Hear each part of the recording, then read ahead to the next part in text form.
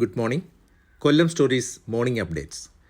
കാപ്പ കാലാവധി കഴിഞ്ഞിറങ്ങിയ പ്രതി ആഴ്ചകൾക്കുള്ളിൽ സ്ത്രീയെ ആക്രമിച്ച കേസിൽ പിടിയിലായി.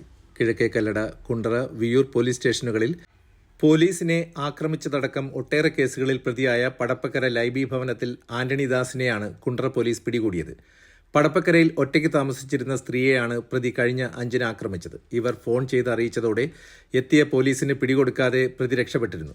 ഒളിവിൽ പോയ പ്രതിയെ തിങ്കളാഴ്ച പോലീസ് സംഘം വളഞ്ഞു പിടികൂടുകയായിരുന്നു.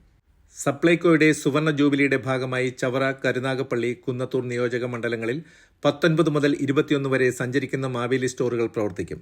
എല്ലാ സബ്സിഡി, നോൺ സബ്സിഡി സാധനങ്ങളും സഞ്ചരിക്കുന്ന മാവേലി സ്റ്റോർ വഴി ലഭ്യമാക്കുമെന്നും പൊതുജനങ്ങൾ ഈ അവസരം പ്രയോജനപ്പെടുത്തണമെന്നും സപ്ലൈകോ ഡിപ്പോ മാനേജർ അറിയിച്ചു.